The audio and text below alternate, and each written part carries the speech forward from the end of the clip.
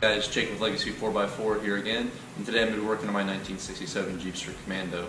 So predominantly what we're going to be making today is going to be the rear bumper, but we're going to have to do a little bit of rear body work just to kind of finish this up. So as we move forward, this is my body work section of doing the Jeep, so I'm going to do it in bits. This time I'm doing the rear, I'll do the bumper, I'll finish it all up, and hopefully that'll be completely done, ready for paint here in a little bit.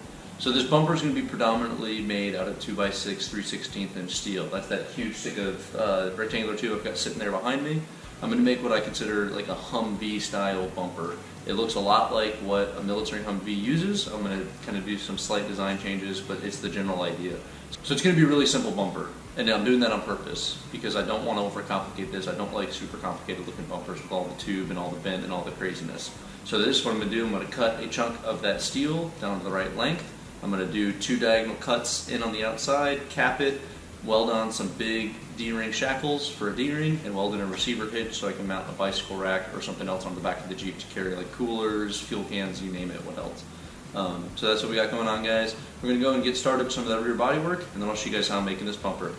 Alright, so first things first is to start knocking out some of this body work. So I've got to start cleaning up this rear to make it look like the way I want it to look. Now this was all of this down here was all completely rusted out. So I cut it out, grounded it down or with a flap disc so I could see where the rust stops, and then I cut it in a roughly straight line, and now I'm going to use this 1/8 inch plate, which I have cut to the right length for this, slide it up in here, do some angled little pieces here to kind of cover the whole thing, and that's going to be the new rear end of this Jeep to replace the old latching mechanism that used to be there. The tailgate's not going to be able to come down on this, it's just the way it is. Alright, step number 1. Step number 2, weld it in.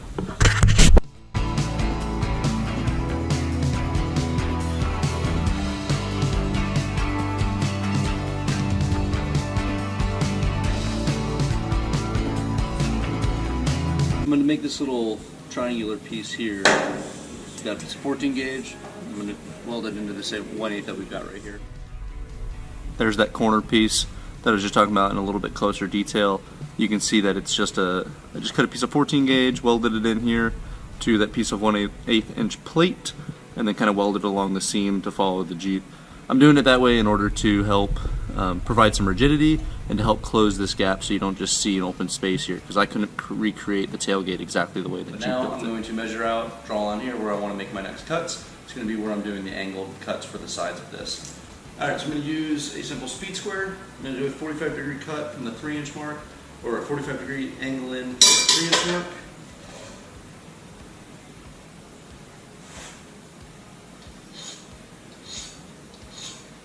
Alright, just going to do that on the other side, and then we'll start cutting.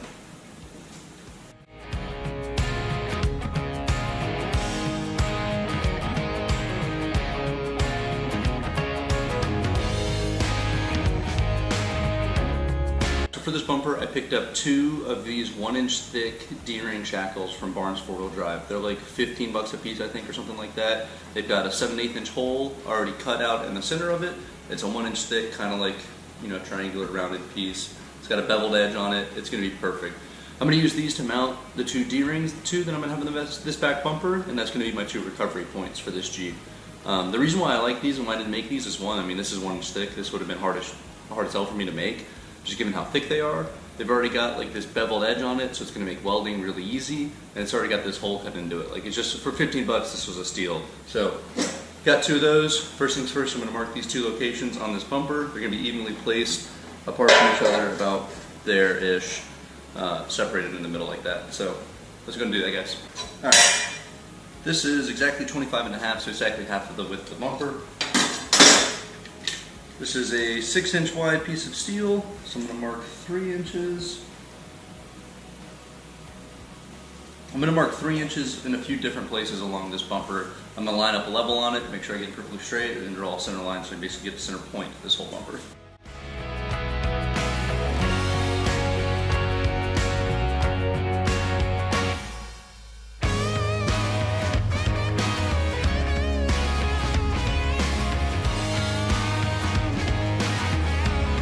So I want these to be to be half of the half. So 1/3 of the overall length of this. So this is 25.5 inches. Half of that is 12 3/4 inches. So I'm going to mark 12 3/4 inches here, put the brackets down, and then I'm going to weld those into place.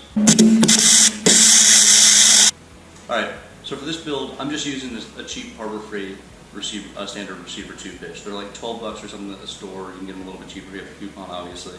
But this is never going to be used to tow anything. The only purpose this hitch is going to have is to carry like a bike rack or like a flat rack or something on the back of the Jeep in order to increase my storage capacity, so I can bring like a cooler, fuel cans, you name it, whatever, kind of out back behind the Jeep, particularly if my wife and I are going to the beach, because the actual storage compartment cargo area of this Jeep is going to be taken up, or will be taken up by like the fuel cell, the air tank, and some other stuff like that. So that's what this is for. I'm going to just do a cutout perfectly centered on this, cut out both sides of this, stick this through the hole. It's not going to be this long, obviously. Stick it through the hole, cut off whatever extra length I want, and that's going to be the receiver hitch. So we're going to go ahead and mark this out perfectly, and then we'll see how we go from there.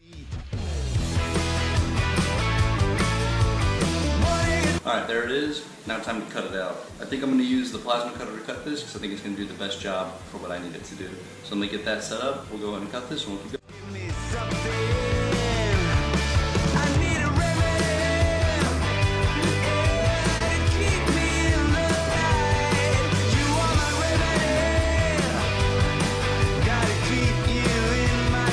The next step is going to be to cap the ends. I want the ends of this bumper to be capped because I think it makes it look more professional and more finished. There's no structural reason to it, it's purely aesthetic. So I'm just going to use some scrap 14 gauge that I have. Again, it's purely aesthetic, so it doesn't actually do anything. So I'm just going to use some of this. So we're going to cut out this in 2-inch, a little over 2-inch by 6-inch section. We'll cut it out and then we're going to bend it and plop it into the bumper ends.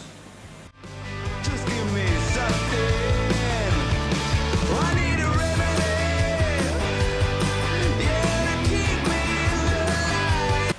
Alright, I did bad math. Forgot that's a triangle. So it's not 2x6, it's 2x7 and a quarter roughly. I'm going to recut that and then we'll put it on with her.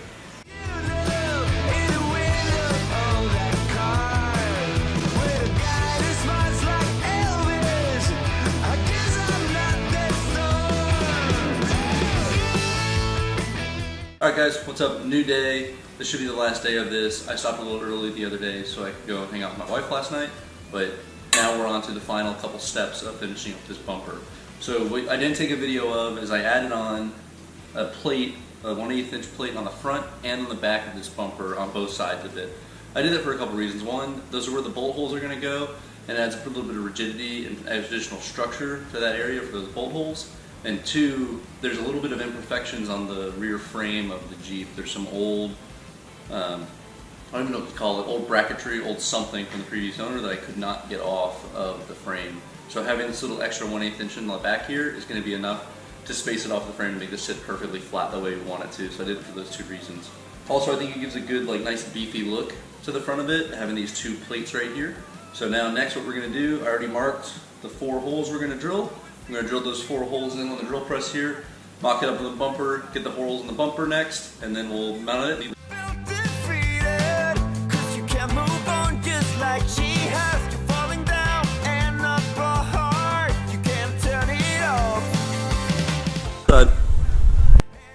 Alright, holes are done. Time to go mock it up on the Jeep.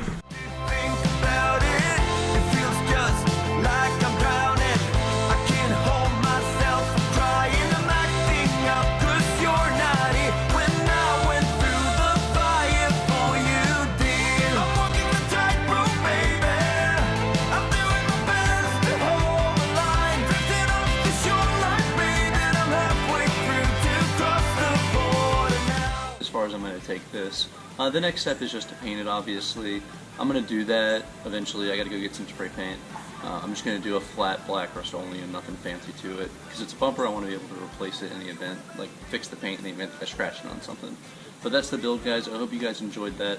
It was nice, quick, and simple. I think it turned out perfect. It's clean. It's exactly what I wanted. So like I said, it's modeled after a Humvee bumper. I'm in the Army. That kind of stuff speaks to me. I enjoy that kind of stuff. But I think this is going to fit the Jeep perfectly. It's got such a great, simple look to it, and that's what I was going for. Alright, so make sure you guys like, share, and subscribe, and drop some comments down below, and make sure that way we know what we're doing right, what we're doing wrong, anything you want us to improve in the channel, or what kind of videos you guys want us to see us producing. I know Matt's about to start wheeling his Wagoneer a lot more, while I finish building up this 67 Commando. So like I said, guys, make sure you like, share, and subscribe, and take it easy.